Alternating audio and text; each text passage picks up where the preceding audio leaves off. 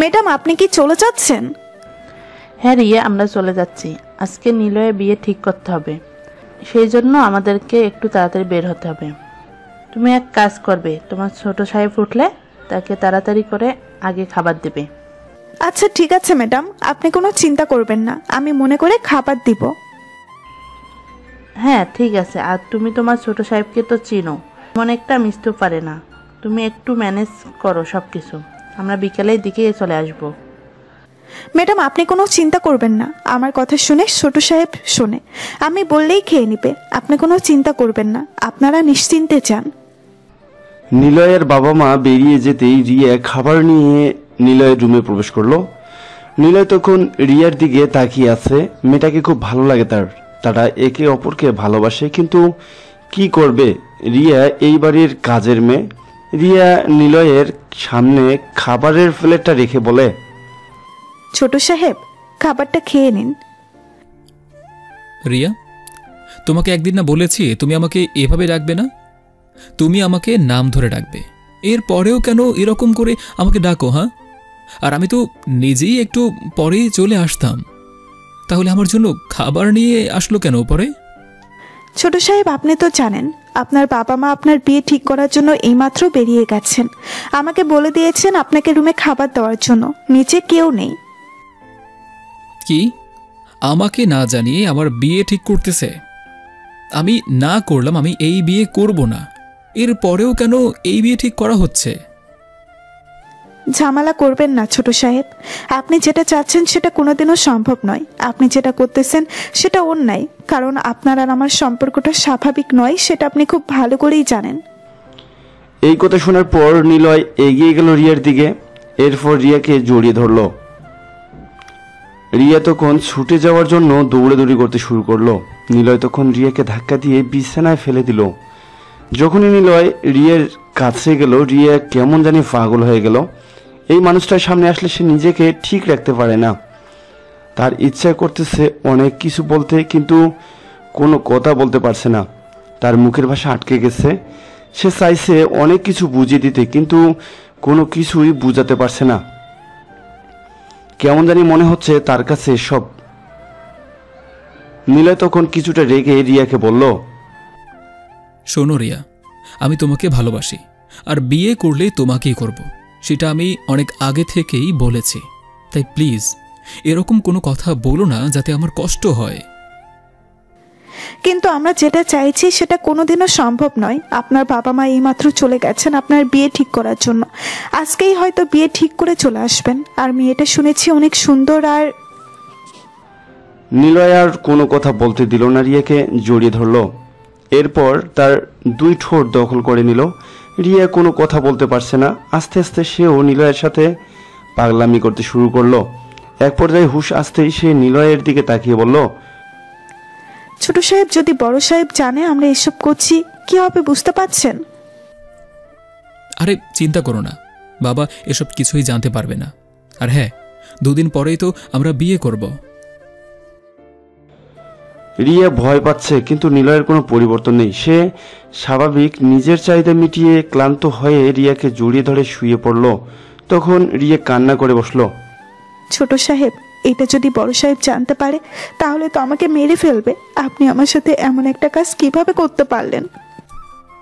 দেখো রিয়া, আমি জানি তুমিও আমাকে ভালোবাসো, আর আমিও তোমাকে ভালোবাসি, তাই আমি এই কাজটা করেছি।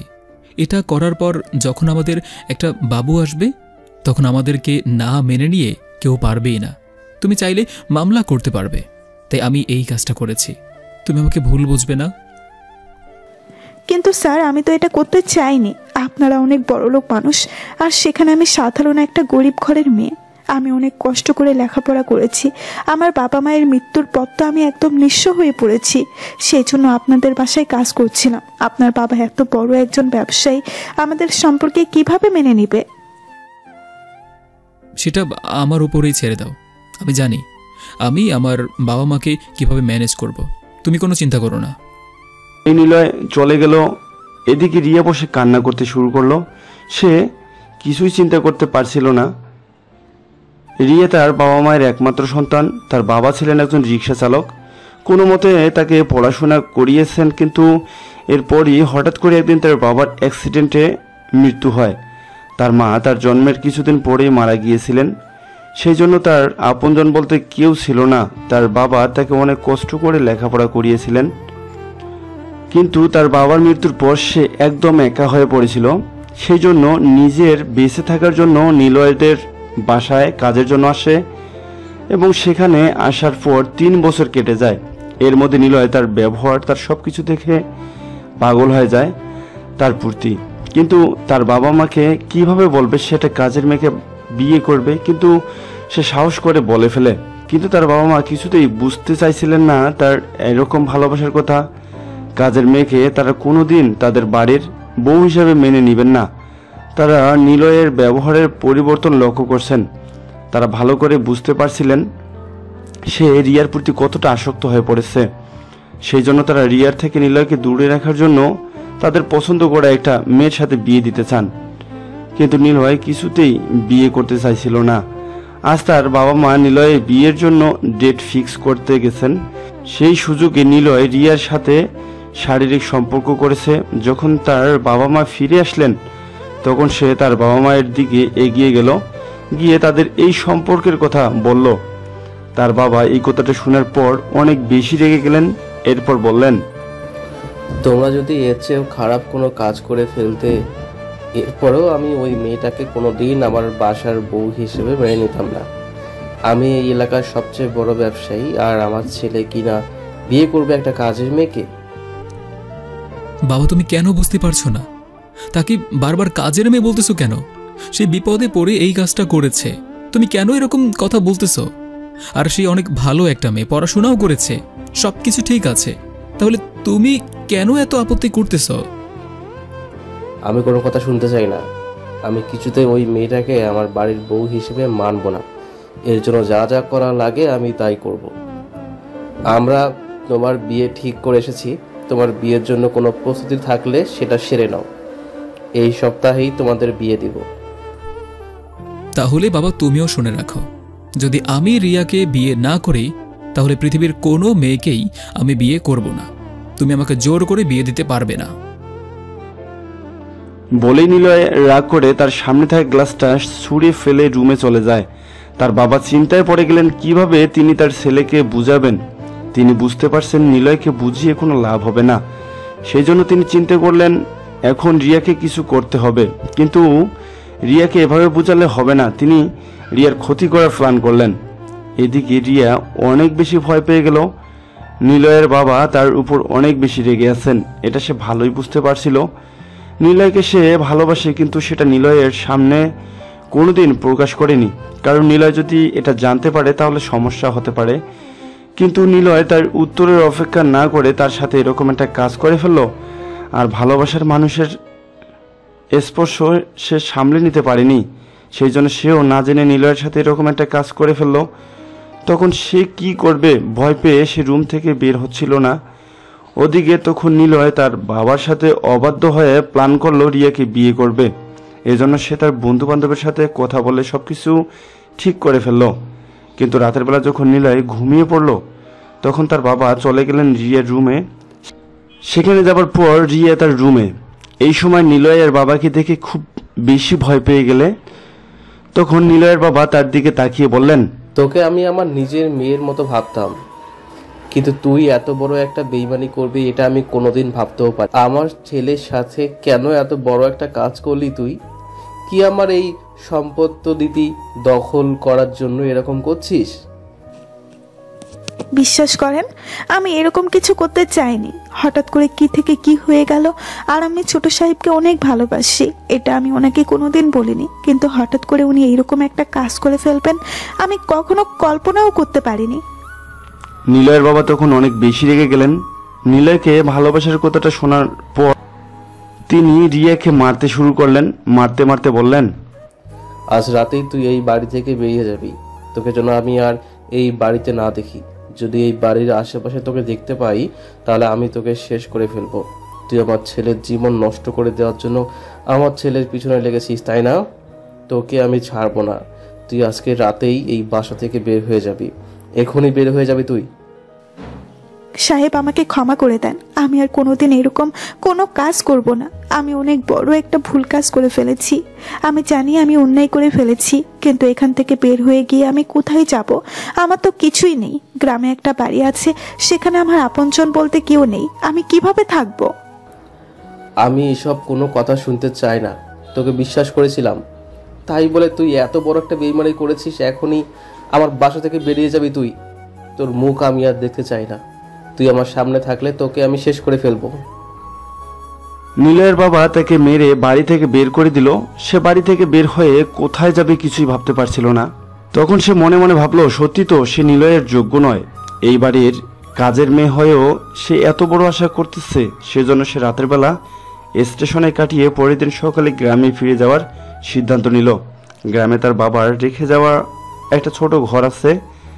বাকিটা জীবন না হয় এভাবে কাটিয়ে দিবে এক স্পর্শের ভালোবাসা দিয়ে। কিন্তু পরের দিন যখন নিলয় ঘুম থেকে উঠল, তখন তাড়াতাড়ি চলে গেল রিয়ার রুমে। সে আগে থেকেই সবকিছু প্ল্যান করে রেখেছিল, আজকে রিয়াকে সে বিয়ে করবে। কিন্তু সেখানে রিয়াকে না পেয়ে সে নিচে চলে আসলো। নিচে চলে আসার পর খুঁজতে শুরু করলো, কিন্তু কোথাও পেল না। ভাবলো হয়তো বা কোনো কাজের জন্য বাইরে গিয়েছে, কিন্তু বিকেল হয়ে গেল, এরপরও খুঁজে পেল না। ওদিকে রিয়া এতক্ষণে গ্রামে ফিরে গেছে। নিলয় তখন তার বাবার সামনে গেল, গিয়ে তার চোখে তাকিয়ে বলল, বাবা, রিয়া কোথায়? আমি জানি তুমি ওর কোনো ক্ষতি করার চেষ্টা করছো, সেটা বলে দাও, না হলে কিন্তু অনেক খারাপ কিছু একটা হয়ে যাবে। আর এতটা বড় সাহস কিভাবে হলো? তুমি তোমার বাবার সামনে দাঁড়িয়ে এরকম কথা বলছো? মেয়েটা খারাপ। একটা মেয়ে হয়তো অন্য কোনো ছেলের সাথে সম্পর্ক করে পালিয়ে চলে গেছে, আর তুমি ওর জন্য পাগল হয়ে বসে আছো? ছি আম্মু, তোমার মুখ থেকে এত জঘন্য কথা বের হবে এইটা আমি কোনোদিন ভাবতেও পারিনি। তোমরা রিয়ার সাথে কি করেছো সেটা বলে দাও। তোমরা যদি আমাকে বাঁচাতে চাও তাহলে রিয়াকে নিয়ে আসো, তাহলে তোমরা আমাকে হারাতে কিন্তু হবেই তোমাদেরকে। যদি আমাকে তোমাদের সন্তান মনে করে থাকো তাহলে তোমরা রিয়াকে নিয়ে আসো, নাহলে আমি আমার জীবন শেষ করে দেব। কি বললে তুমি? একটা কাজের মেয়ের জন্য নিজের জীবন শেষ করে দিবে? ওই মেয়েটা তোমাকে কি এমন দিল? আমরা এত ভালো একটা মেয়ে তোমার জন্য ঠিক করলাম, কিন্তু তুমি কাজের মেয়ের জন্য পাগল হয়ে গেছো। আমি ওই কাজের মেয়েটাকেই বিয়ে করব, কারণ তার ভিতরে মানুষত্ব বোধ আছে। তোমরা যার সাথে আমার বিয়ে ঠিক করেছো সে তো টাকায় বড় হওয়া আদরের দুলালি। সে কোনোদিন ভালোবাসার মানে বুঝতে পারবে না, সে শুধু টাকা চিনবে। কিন্তু ওই মেয়েটা, ওর ব্যবহার সব কিছু আমাকে মুগ্ধ করেছে। তাকে আমি সত্যিই ভালোবাসি। যদি আমাকে বাঁচাতে চাও তাহলে তাকে ফিরিয়ে নিয়ে আসো, নাহলে আমার মরা মুখ দেখবে আজকেই। আমি এখনই আত্মহত্যা করব। এই কথা শোনার পর নিলয়ের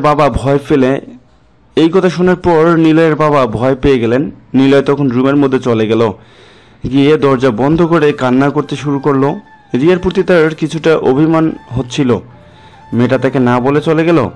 ওদিকে রিয়া কান্না করতেছে নিজের ছোট্ট বাড়িতে বসে। নিলয়ের কথা অনেক মনে হচ্ছে, কিন্তু সে অনেক দূরে চলে এসেছে, এখন আর ফিরে যাওয়া সম্ভব নয়। এভাবে দেখতে দেখতে দিন কাটতে শুরু করলো। নিলয়ের অবস্থা দিন দিন খারাপ হতে শুরু করেছে। তার বাবা নিজের অহংকার ছাড়তে পারছেন না, তাই রিয়াকে আনার কথা বলতে পারছেন না। কিন্তু নিলয়ের মা এসব সহ্য করতে পারলেন না। তিনি তার স্বামীর কাছে গেলেন, গিয়ে বললেন রিয়াকে ফিরিয়ে আনার জন্য, সবার আগে তাদের ছেলে। এরপর সবকিছু বাধ্য হয়ে নিলয়ের বাবা রিয়ার বাসার উদ্দেশ্যে রওনা দিলেন। বাসায় পৌঁছার পর দেখতে পেলেন ছোট একটা ঘরের মধ্যে রিয়া বসে আছে। তার অবস্থা আগের মতো নেই, আগের থেকে অনেক শুকিয়ে গেছে। তাকে দেখে সে উঠে দাঁড়ালো। তখন তিনি বললেন, কেমন আছিস মা? রিয়া এই কথা শুনে আশ্চর্য হয়ে গেল। সে কি বলবে ভেবে পাচ্ছে না। তাকে চুপ থাকতে দেখে নিলয়ের বাবা আবার বললেন, আমি জানি মা, আমি তোর সাথে অন্যায় করেছি, কিন্তু বিশ্বাস কর আমি আমার অহংকার ছাড়তে পারিনি। কিন্তু আজ আবার ছেলের অবস্থা দেখে থেমে থাকতে পারলাম না। তুই ফিরে চল মা। রিয়ার কাছে ব্যাপারটা হাস্যকর মনে হলো। সে তাচ্ছিল্যের সুরে বলে, তাহলে তো আপনি আমাকে আমার উপযুক্ত সম্মান দিয়ে নিয়ে আসেননি, আবারও আপনার প্রয়োজনে আমাকে ব্যবহার করতে চাচ্ছেন। আমি যাব না, আপনি ফিরে যান। না রে মা, আমি তোকে তোর উপযুক্ত সম্মান দিব। আমি আর আগের মতো নেই। আমি তোর বাবার মতো, আমি তোর পায়ে ধরে বলছি আমার ছেলেটাকে মরে যাচ্ছে, 1 মাস ধরে বাড়ি থেকে বের হয়নি, আজ থেকে আমি তোর বাবা, পারবি না আমায় বাবা বলে ডাকতে?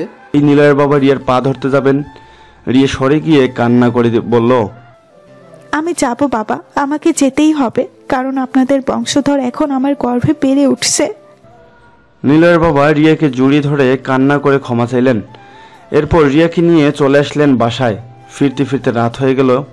নিলয়ের মা ডিনারের জন্য নিলয়কে ডাকছেন, কিন্তু নিলয় দরজা বন্ধ করে বসে আছে। রিয়াকে দেখে তিনিও এগিয়ে গেলেন। তাদের সাথে কথা বলে দরজার সামনে গিয়ে ডাক দিতেই নিলয় বিদ্যুৎ গতিতে দরজা খুলে দিল। নিলয়ের সামনে তাকিয়ে আছে, সে বিশ্বাস করতে পারছে না নিজের চোখকে। জাপটে জড়িয়ে ধরল রিয়াকে। দুজনেই কান্নায় ভেঙে পড়ল। রিয়া কান্না করতে করতে বলল, এইভাবে কান্না করছেন কেন? এভাবে যদি নিজের বাবাকে কান্না করতে দেখে তাহলে আপনার সন্তান তো মন খারাপ করবে। কথাটা শুনে নিলয় বসে পড়ল। দাঁড়ানোর শক্তি তার শরীরে নেই। বসে রিয়ার কোমর জড়িয়ে ধরে বলল, রিয়া সত্যি? নিলয় রিয়াকে জড়িয়ে ধরল। এভাবে চলতে থাকুক কিছু ভালোবাসা, বংশমর্যাদার অহংকার দূরে গিয়ে সত্যিকারের ভালোবাসা পূর্ণতা পাক, এই প্রত্যাশা রেখে আজকে বিদায় নিচ্ছি। দেখা হবে পরবর্তী কোনো গল্পতে। সেই পর্যন্ত সবাই ভালো থাকবেন, সুস্থ থাকবেন।